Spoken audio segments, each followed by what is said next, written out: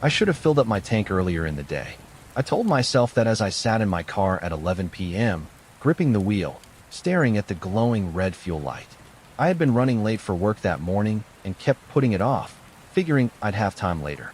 But later turned into after dark, and now here I was, tired, cold, and alone in an almost empty gas station. It was one of those small stations off the highway, the kind that felt desolate even in the daytime. Just a few pumps, a single flickering streetlight, and a rundown convenience store with a clerk who barely looked up from his phone. Still, I felt a little relieved when I saw that I wasn't completely alone. There were 2 other cars parked at the pumps, their drivers filling up. Safety in numbers, right? I got out, zipped up my jacket against the cold, and walked inside to pay in cash. The cashier barely acknowledged me, his attention fixed on some low-budget action movie playing on a tiny TV behind the counter. I slid a 20 across the counter, told him my pump number, and stepped back outside. The air was crisp. The station lights buzzed faintly overhead. As I walked back to my car, I noticed that the other 2 drivers were finishing up. One pulled away quickly, tires crunching over gravel as they sped off. The other, a woman in a hoodie, screwed her gas cap back on, climbed in her car, and drove off without even glancing in my direction. That left me. And him. I hadn't noticed the truck before. It was an old, beat-up pickup parked 2 pumps behind mine. Its paint was faded, its headlights clouded over with age. There was a man sitting in the driver's seat, barely visible through the windshield. I turned away, shaking off the unease creeping up my spine. I was just being paranoid. I shoved the nozzle into my gas tank and pulled out my phone, scrolling aimlessly while the fuel pumped. The numbers ticked up on the screen. Then, movement. I glanced up and felt my stomach tighten. The man had gotten out of his truck. He was walking toward me. He wasn't getting gas. I lowered my phone slightly, pretending to still be distracted, but I kept him in my peripheral vision. He was casual about it. Too casual, like he didn't want me to think anything was wrong. Like he wanted me to assume he was just stretching his legs, minding his own business. But I could feel it. Something was wrong. He slowed as he approached the front of my car. He was close enough now that I could make out his features, a scruffy beard, thinning hair, an oversized jacket that looked like it hadn't been washed in weeks. I kept my eyes down, hoping he'd pass by. He didn't. Instead, he stopped right in front of my hood and just stood there. I glanced up and immediately regretted it. We locked eyes. His face split into a grin. Shit. I didn't know what to do. I could feel my pulse hammering in my throat, but I forced myself to stay calm. Maybe he just wanted money. Maybe he was just some drifter looking for gas. He took a step closer. Hey there, he said. His voice was raspy, like he'd spent a lifetime drinking cheap whiskey and smoking unfiltered cigarettes. I forced a polite smile. Hey, you got any spare change? I shook my head. Sorry. He stared at me for a second too long. Then he smiled again, wider this time, like we were old friends. That's cool. No problem. Hey, you want me to take the pump out for you when it's done? My gut screamed a no. I forced another smile. I got it, thanks. He lingered. I could see his fingers twitching slightly, like he was trying to decide on his next move. My gas was still pumping.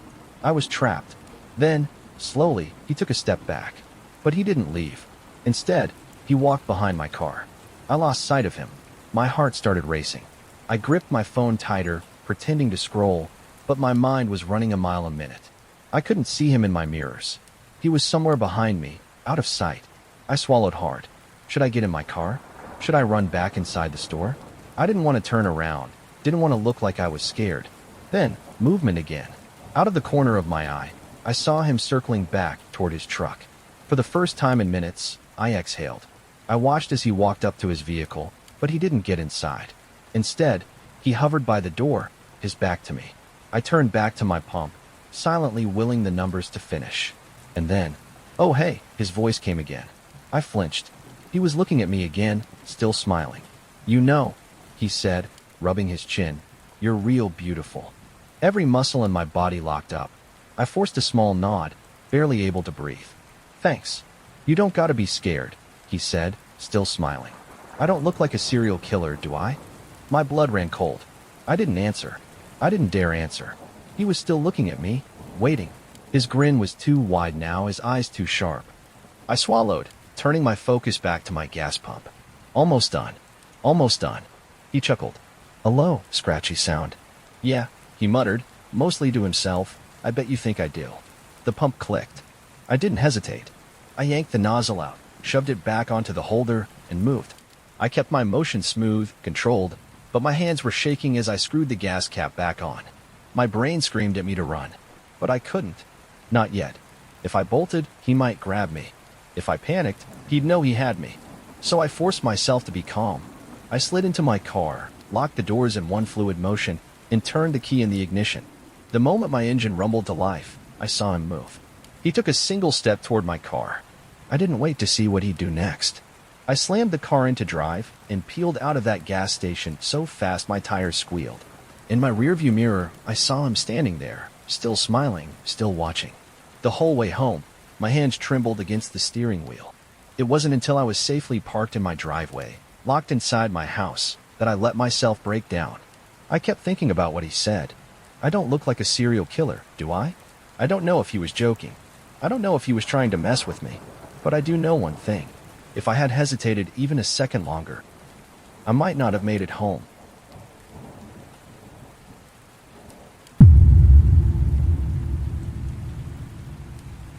I grew up along the Texas-Mexico border, where crossing back and forth between countries was as normal as running errands. Some people crossed to visit family, some for cheaper groceries or medical care, and some, like me, just for fun. When I was 20, I made the trip at least once a month. That was a mistake. It was a Friday night when I got a message from my ex-girlfriend, Camila. Hey, you should come down to Reynosa tonight. We're having a party at my cousin's place. Reynosa wasn't the safest city, but it wasn't the worst either. I had been there dozens of times. I knew which areas to avoid, how to blend in, and most importantly, how to stay out of trouble. I figured, why not? By sunset, I was driving across the bridge into Mexico, my passport tucked in my glove compartment. The border crossing was smooth, barely a 10-minute wait. The guards barely even looked at me before waving me through. As I pulled onto the main road, the city unfolded before me. Reynosa was alive at night, street vendors selling tacos on every corner, music blasting from tiny bars, neon signs flickering against crumbling buildings. Camila's cousin, Emilio, lived in one of the nicer neighborhoods. By nicer, I mean it had gated houses with high walls and security cameras, not enough to stop crime, but enough to make you feel safer. I parked outside his house, texted Camila, and waited. A few minutes later, she came out, grinning. "About time," she said, pulling me into a hug. I hadn't seen her in months. She looked the same, long dark hair, ripped jeans, that same mischievous glint in her eyes. She grabbed my wrist. "Come on, we're drinking in the back." I followed her inside, through the spacious living room and out to the backyard. The place was packed, maybe 20 people drinking, laughing, music thumping from a speaker near the pool. Emilio spotted me from across the patio and raised his beer. "Hey, American boy is back." I rolled my eyes but grinned, grabbing a drink from the cooler. For the next hour, everything felt normal. I drank, I talked, I caught up with old friends. Then Camila leaned over and whispered, "You want to smoke?" I hesitated. I didn't usually smoke, but the night was warm, and I was in a good mood. "Sure." She grabbed my hand and led me inside. Instead of stopping in the living room, she took me through the kitchen, down a dimly lit hallway, and out a back door. We stepped into an alleyway behind the house. The noise from the party faded, replaced by the distant hum of traffic and stray dogs barking in the distance. I frowned. "Why are we out here?" Camila shrugged, pulling a joint from her pocket. "I don't want my cousin's nosy-ass neighbors calling his mom." I leaned against the wall as she lit it, the end glowing orange in the dark. She exhaled, passing it to me. I took a slow drag. The moment was peaceful. Just the two of us, the quiet hum of the city in the background. Then I heard it, the low rumble of an engine. I turned my head just as a white truck rolled around the corner. It was moving slow, too slow. My stomach clenched. The truck stopped 20 feet from us. Camila tensed. The doors opened. Two men stepped out. The first guy was older, mid-40s, wearing a black windbreaker. His hair was slicked back, his face lined with deep wrinkles. The second guy was younger, maybe early 20s, but something about him was off. His pupils were blown wide, his movements jerky. He was high, and both of them were armed. The younger one clutched an assault rifle. The older one had a pistol tucked into his waistband. I felt my pulse spike. Camila grabbed my arm. "Don't say anything." The older man stepped forward. ¿Qué están haciendo aquí? He asked. I swallowed hard. Just smoking. He tilted his head. His eyes flicked over me, then landed on Camila. You know whose house this is? Camila nodded. My cousin's. The man smiled. It wasn't friendly. You know who your cousin works for? My stomach dropped. No. I had been to Emilio's house so many times. I had never once questioned where he got his money. But now, staring at these two men, I realized. This wasn't just some rich cousin with a nice house. This was cartel property. The younger guy shifted his weight, gripping his rifle tighter. He was tweaking. My hands clenched into fists. The older man gestured at me. You American? I nodded. His smile widened. That's interesting. I knew what he was thinking. An American meant leverage. An American meant ransom money. Camila spoke up quickly. We were just leaving. The man ignored her. He kept his eyes on me.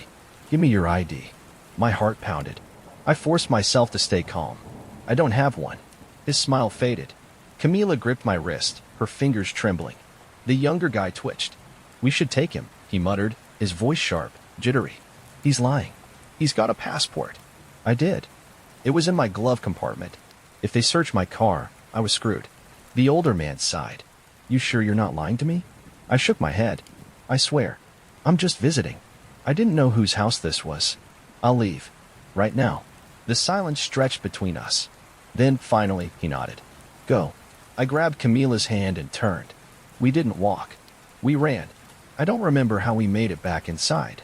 My memory is a blur of rushing past the party, grabbing my keys, shoving people aside as I tore through the front door. I jumped into my car, started the engine with shaking hands, and peeled out of the driveway. I didn't stop until I reached the border. The U.S. guards barely glanced at me as I rolled through. As soon as I crossed, I pulled into a gas station and sat there, gripping the wheel, my breath coming in short, ragged gasps. Camila called me later. They showed up at the party, she whispered, asking questions about you. I felt cold all over. Do they know my name? I don't think so. I exhaled. I'm never coming back. She was silent for a moment. Then she whispered, yeah, you shouldn't. I never set foot in Mexico again after that.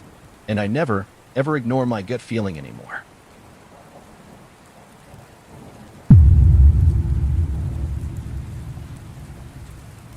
My great-aunt Edith had lived in the same house for over 60 years. It was a massive, two-story Victorian-style home, the kind that looked like it belonged in an old ghost story, complete with a wraparound porch, heavy wooden shutters, and a yard filled with gnarled, leafless trees. As a kid, I loved visiting. There was something magical about it, like stepping into another world. Edith never threw anything away, so the house was filled with strange old furniture, antique clocks that never worked, and faded photographs of long-dead relatives. But by the time I was 20, Edith was no longer there. Her health had declined, and my family made the painful decision to move her into a nursing home. The house, still full of all her belongings, sat abandoned. No one in the family had the time or the money to clean it out and sell it. So it just sat there, empty, waiting.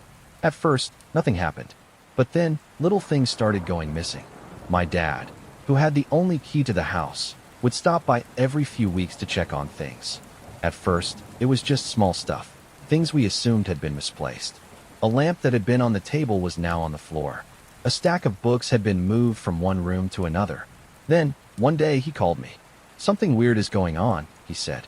There's food in the fridge. I laughed. What? I'm serious, he said. I went to check the house today, and there were fresh groceries in the fridge. Milk, eggs, a loaf of bread. I felt a chill creep up my spine.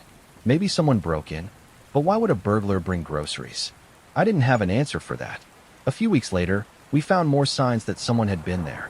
My dad noticed footprints in the dust leading upstairs, footprints that hadn't been there before.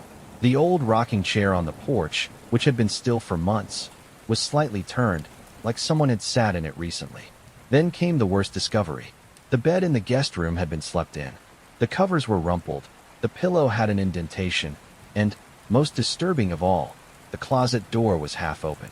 No one in my family had touched that bed in years. Something was wrong. I told my friends about it, and one night, we decided to do something incredibly stupid. We were going to spend the night there.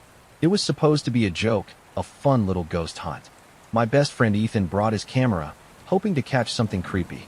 My friend Lily, who had always been obsessed with haunted houses, was thrilled at the idea. My cousin Jake, who was the biggest skeptic I knew, just rolled his eyes and said, "Fine, but if I wake up possessed, I'm suing you." We packed some snacks, a few sleeping bags, and a flashlight. Then, just after 10 p.m., we arrived at the house. The second I stepped inside, I felt it. The air was heavy wrong. It wasn't haunted house creepy. It was something else. Something more real. Like someone was watching us. The house was exactly how I remembered it. Dusty, cluttered, filled with the scent of old wood and forgotten memories. The only light came from our flashlights and the moon shining through the stained glass windows. "Okay," Ethan said, setting up his camera. "Where do we sleep?" Lily immediately claimed the living room couch. Jake and Ethan unrolled their sleeping bags in the den. And I, like a complete idiot, decided to sleep upstairs. I don't know why I did it. Maybe I wanted to prove I wasn't scared. Maybe I wanted to test my courage. So I took the guest room, the same room where the bed had been disturbed. The closet door was still slightly open. I didn't look inside. I just climbed into bed and told myself I was being stupid. At some point, I drifted off. Then I woke up. The room was pitch black. For a second, I didn't know what had woken me. Then I heard it. Soft, slow, deliberate. Footsteps, coming from the hallway. I held my breath, my entire body frozen. The steps were heavy. Not the creaking of the house settling. Not the sound of a raccoon scurrying across the floor. Someone was walking down the hallway, toward my room. My heart pounded against my ribs. I reached for my phone dead. The footsteps stopped, right outside my door. I squeezed my eyes shut, gripping the blanket like it could protect me. I don't know how long I stayed like that. Then, the door handle twitched. Not violently. Not like in a horror movie. It was gentle. Testing. Checking to see if it was locked. It wasn't. I don't know what came over me, but in that moment, I did the only thing I could think of. I rolled out of bed, silently, carefully, onto the floor. I flattened myself under the bed, pressing my body against the dust-covered floorboards, barely daring to breathe. The handle turned. The door creaked open. My stomach twisted. I could hear breathing. Slow. Even. Like whoever was standing there was just waiting. I clenched my fists, my nails digging into my palms. Then, a shadow moved across the floor. Someone was in the room with me. I stayed perfectly still. Minutes passed. Maybe seconds. Maybe hours. Then, finally, the shadow disappeared. I listened as the footsteps retreated down the hallway. I didn't move until I heard the back door creak open. I counted to 60. Then I ran. I didn't stop running until I reached the living room, shaking Ethan awake. "Someone was in my room," I gasped. The others woke up instantly. We grabbed our things and got the hell out of there. The next morning, my dad called the police. They found signs of forced entry on the back door. The only thing missing? A knife from the kitchen. Whoever had been in the house that night. They hadn't come to rob us. They had been waiting, watching. And if I had stayed in bed just a little longer, I don't think I would have made it out.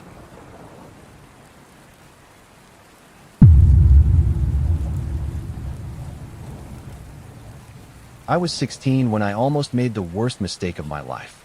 At that age, I thought I was invincible. I was independent, stubborn, and too naive to recognize real danger when it stared me in the face. I learned the hard way. It happened on a summer evening, the kind where the city still hummed with energy long after the sun had gone down. I was alone on the subway, heading home after spending the afternoon at a friend's house. The train car was mostly empty, except for a few scattered passengers, an older woman reading a book, a businessman in a suit, and a guy about my age sitting near the doors, scrolling through his phone. I kept my earbuds in, zoning out, watching the tunnels blur past the windows. Then, at the next stop, he got on. I noticed him immediately. Tall, maybe in his mid-20s, dressed casually, jeans and a hoodie despite the summer heat. He had shaggy brown hair that fell over his eyes, and when he smiled, it was too wide. I ignored him, or at least I tried to. But then, he sat across from me. I felt it instantly, that uncomfortable awareness of being watched. He leaned forward slightly, tapping his fingers against his knee, staring at me like he was waiting for something. I turned my gaze back to my phone. "Hey," he said. I didn't answer. He laughed, like I had just said something funny. "You don't have to be rude," he said. "I just wanted to talk." I hesitated. This was the part where I was supposed to shut him down, tell him I wasn't interested, move to another seat. But I didn't, because part of me, the young, stupid, reckless part, thought he was attractive. So instead of ignoring him, I made my second mistake. I looked up. He grinned. There we go. See, not so bad. I gave him a tight smile, trying to play it cool. Yeah, I guess. You live around here? He asked. I hesitated again. I wasn't dumb. I knew not to tell strangers where I lived. But instead of shutting him down, I just said, sort of. He nodded, like he already knew that, like he had been expecting me to say it. Then he leaned in, lowering his voice.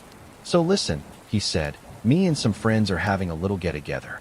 Nothing crazy, just a party at a house nearby. You should come. My stomach clenched. I had been in situations like this before, random guys trying to flirt, inviting me to places, seeing how much they could get away with. Normally, I would have said no. But that reckless part of me, the part that wanted to feel older, to be spontaneous, to say yes just because I could, that part made me hesitate. A party, huh? I said, tilting my head. Yeah, he nodded. Super chill. Just a couple of my boys hanging out, having drinks, playing music. The way he said it, my boys, sent a ripple of unease through me. But I ignored it. Where at? I asked. Not far from here. We can walk. I bit my lip, pretending to consider it. The train rumbled to a stop. Come on, he urged. It'll be fun. You can meet some cool people. Then he smiled again. And this time, it wasn't charming. It was something else. Something that didn't feel right. I looked around the train car. The older woman had gotten off at the last stop. The businessman was gone. The only other person left was the quiet guy near the door. And he wasn't looking at his phone anymore. He was watching us. I felt something cold settle in my stomach. I looked back at the man in front of me. He was still smiling, but his eyes had changed. He wasn't looking at me like a guy flirting with a girl. He was looking at me like a trap had just been set. I felt it then. The wrongness. The danger. I swallowed hard. I actually have to get home. His smile didn't falter. Come on, he said, his voice too smooth. Just for a little while. No, really, I said, standing up. He grabbed my wrist. Hey, he said, his grip tightening. I froze.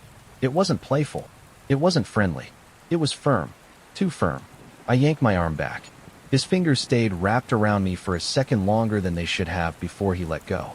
Then he sighed, shaking his head. Damn, thought you were cool. I took a step back. Then the guy by the door stood up. And suddenly, the energy shifted. He wasn't big. He wasn't intimidating. But the way he moved, deliberate, controlled, made something in my gut tell me he wasn't just some random bystander. The man in the hoodie looked at him, eyes narrowing. You good, man? The new guy asked, his voice calm. The man in the hoodie exhaled through his nose. Then, without another word, he turned and stepped off the train. I didn't move until the doors slid shut behind him. The train lurched forward. The stranger by the door turned to me. You okay? He asked. I nodded, even though my hands were shaking. Yeah, I whispered. Thanks. He didn't press me for details. He just nodded and sat back down, returning to his phone. I got off at my stop and walked home as fast as I could. For the next few days, I couldn't shake the feeling that I had almost made the worst mistake of my life. I kept replaying the moment in my head. The way he smiled, the way he held my wrist, the way he didn't seem surprised when I hesitated. Like he had done it before. Like he had expected me to say yes. And the scariest part? If that stranger on the train hadn't been there, I might have.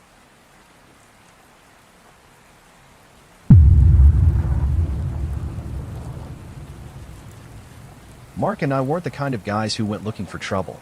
We were just two small-town kids trying to get in shape, frustrated that the summer heat made it impossible to run during the day. The sun baked the asphalt, turning the roads into molten lava, and the air was thick enough to choke on. We had been trying for weeks to stay consistent, but every time we set out in the afternoon, we ended up drenched in sweat, barely making it a mile before the heat forced us back inside. That's how we got the idea to run at night. No sun, no heat, no cars to swerve around us. Just quiet roads, the occasional porch light, and the hum of crickets in the distance. It seemed like the perfect solution. It wasn't. That night, the air was thick with humidity, clinging to our skin as we jogged side by side along the empty country road. The moon hung low, casting silver light over the gravel and illuminating the cornfields stretching endlessly on either side. Fireflies blinked lazily in the distance, and the occasional chirp of crickets filled the silence. We had chosen a back road, one that cut through fields and farmland, far from the main streets of town. Hardly any cars came through here at night. The peace of it was almost unsettling. No sounds of traffic, no distant hum of life from the town, just us, the moon, and the open road. We had gone about 2 miles when we saw it. A black sedan. At first, it was just another car rolling toward us, nothing out of the ordinary. But as it got closer, I felt something, a cold, sinking feeling in my stomach, like my instincts were trying to tell me something my brain hadn't figured out yet. Mark nudged me with his elbow. Kinda weird, right? I nodded. A little. The car was going slow. Not slow enough to be suspicious, but slow enough that it felt deliberate. Like whoever was inside wasn't just passing through, they were looking for something. Or someone. As it passed, I glanced through the windshield. The driver, a man, was staring at us. Not a casual glance. Not a sleepy driver zoning out on the road. He was watching us, his head slightly turned, his face obscured by shadows, his knuckles gripping the steering wheel too tightly. I looked away, trying to brush off the unease crawling up my spine. Then, the car hit the brakes. A sharp, jarring stop. I turned my head just in time to see the brake lights glowing bright red in the darkness. Then, before we could even process what was happening, the car shifted into reverse, and it started speeding back toward us. Mark and I froze for half a second. Then instinct kicked in. Run, I shouted. We bolted. Adrenaline exploded in my veins. My lungs burned as we sprinted off the road, cutting through the nearest driveway, which led to an old farmhouse at the end of a long gravel path. My heartbeat pounded in my ears, my breath coming in sharp, ragged gasps. The sound of tires skidding on gravel filled the night. We didn't stop, didn't think. We just ran. Halfway up the driveway, we spotted an old tractor near the side of the property. Without speaking, we dove behind it, flattening ourselves against the ground. My chest heaved, my hands shaking as I pressed myself into the dirt. Then, the car turned into the driveway. Mark grabbed my arm, his fingers digging into my skin. The headlights swept across the gravel, searching. The engine idled. Then, the driver's door opened. A man stepped out. We could only see his silhouette against the headlights, but something about the way he moved, slow, calculated, made my blood run cold. Then, another door opened. And another. 2 more men stepped out. My stomach twisted. I gripped Mark's arm. 3 of them. They weren't talking. They weren't looking around. They were just standing there, like they were waiting for us to move. Panic clawed at my throat. Mark's breath was ragged beside me. What the fuck do we do? He whispered. I didn't know. The farmhouse at the end of the driveway was dark. No lights. No signs of life. No one was coming to help us. Then, one of the men started walking, straight toward the tractor. My entire body locked up. Mark tensed beside me, gripping a rock from the ground, his knuckles white. We had seconds before they found us. Then, a voice. Hey, what the hell are you doing? The porch light flicked on. An old man stepped out onto the farmhouse steps, shotgun in hand. The men froze. For a moment, there was silence. Then, without a word, they turned and ran back to their car. The doors slammed shut. The tires screeched against the gravel as they sped off, disappearing into the night. We stayed hidden until the old man called out, "You boys okay?" Only then did we stumble out from behind the tractor, our legs shaking. We told him everything. He just shook his head, muttering under his breath. I saw that car earlier, he said, parked at the gas station up the road. Looked like they were just waiting. We called the police, but they never found the car. For weeks, I kept replaying the moment in my head, the way the driver stared at us, the way they followed us without hesitation, the way they didn't even hesitate when they started getting out of the car. They weren't random guys looking for a fight. They were prepared, organized. And if that old man hadn't been awake, I don't think we would have made it home.